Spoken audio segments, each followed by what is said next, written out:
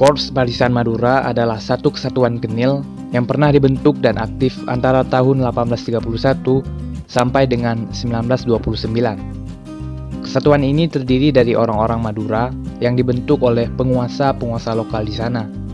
Para serdadu rendahannya berasal dari rakyat biasa, sementara para perwiranya adalah golongan raden atau priai Madura. Namun tidak jarang perwira lain dari Genil juga ditempatkan untuk melakukan pengawasan terhadap kesatuan ini. Dari beberapa wilayah di Madura, Kabupaten Bangkalan adalah basis utama Korps Barisan Madura. Sejak dahulu Belanda memang sering merekrut pasukan lokal dalam meredam berbagai konflik.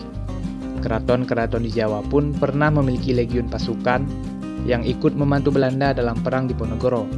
Di antara yang paling terkenal adalah Legiun Mangkunegaran.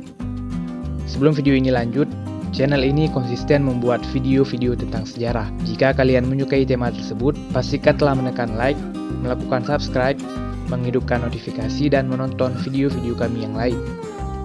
Dibentuknya Barisan Madura tidak terlepas dari kegigihan dan keberanian orang Madura, terutama saat pertempuran Trunajaya.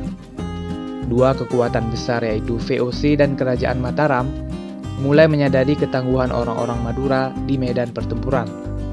Setelah Kerajaan Madura menyerahkan Sumeneb dan Pamekasan kepada VOC, para penguasa di wilayah tersebut mulai menjalin kerjasama militer dengan pihak VOC.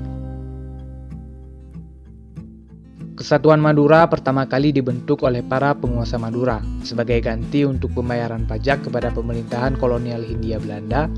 Meski hanya sebagai kesatuan pembantu, Korps Madura memiliki peranan besar dalam kampanye militer Hindia Belanda di berbagai wilayah di Nusantara. Sejak tahun 1891, Korps Barisan Madura diambil langsung di bawah Komando Pusat Hindia Belanda.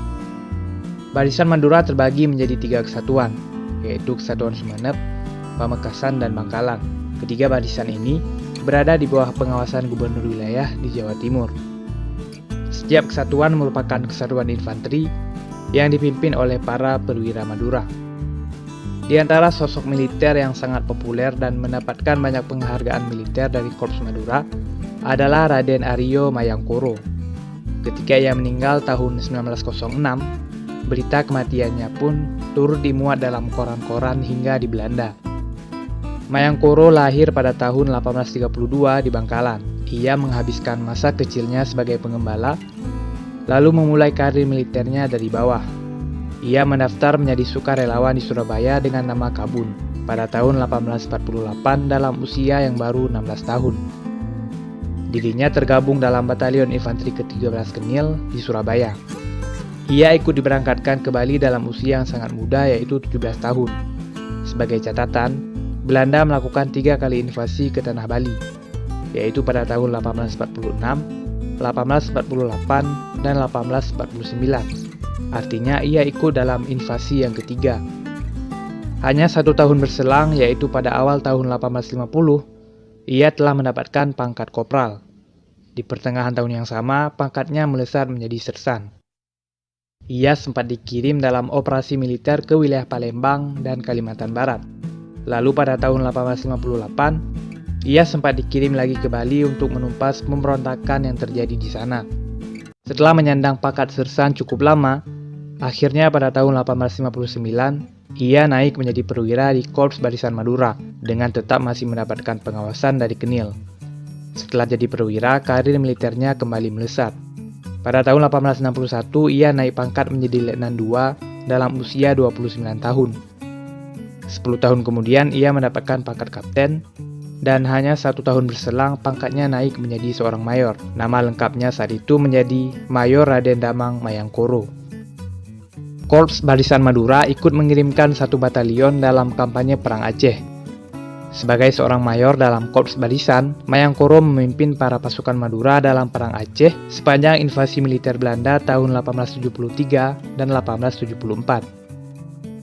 Sekembalinya dari Aceh, ia mendapatkan penghargaan Bintang Ksatria Militer Willemsorde kelas 4. Ia lalu sempat dikirim lagi ke Aceh pada tahun 1876. 5 tahun berselang, pangkatnya naik menjadi Letnan Kolonel dan menempati jabatan sebagai Komandan Korps Barisan Madura. Mayangkoro sulit untuk mendapatkan kenaikan pangkat lagi karena Korps Madura saat itu hanya satu kesatuan kecil, di mana 4 kabupaten yang ada di Madura masing-masing hanya mengirim satu kompi, jadi jumlahnya hanya sekitar 1 batalion. Jika kesatuan ini memiliki unit pasukan yang lebih besar, ia bisa saja mencapai pangkat jenderal. Pada masa kolonial, orang-orang pribumi yang diberikan pangkat jenderal hanyalah para raja-raja yang dianggap setia kepada Belanda. Itu pun hanya berstatus sebagai pangkat tituler, bukan pangkat komando pasukan. Di penghujung karirnya, Mayangkoro kembali diikutkan dalam ekspedisi militer ke Lombok. Dalam kampanye militer ini, ia kembali mendapatkan bintang penghargaan Orde van Oranje Nassau. Meski hanya sebuah barisan pembantu, Korps Madura tetap memiliki persenjataan yang sama dengan personil reguler Kenil. Tidak heran jika mereka sering unggul dalam berbagai perlawanan, melawan pejuang-pejuang lokal yang hanya bersenjatakan parang dan sedikit senjata api. Pada tahun 1898, ia mendapatkan tambahan gelar Aryo dari penguasa Madura, sehingga namanya menjadi Raden Aryo Mayangkoro. Ia juga dipandang sebagai figur militer terhormat. Lalu setelah masa pensiunnya pada tahun 1904, ia mendapatkan tunjangan rutin dari pemerintah Hindia Belanda. Setelah mengabdi selama setengah abad dalam militer kolonial tersebut. Ia juga menjadi satu dari sedikit orang pribumi lokal generasi pertama yang bisa mencapai pangkat perwira menengah dalam kesatuan militer Hindia Belanda.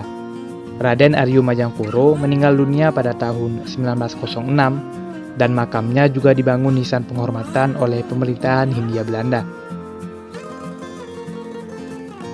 Jadi bagaimana tanggapan kalian terhadap tokoh yang satu ini? Sampaikan pendapat kalian di kolom komentar. Kalian juga dapat menonton beberapa video sejarah menarik lainnya di playlist berikut ini.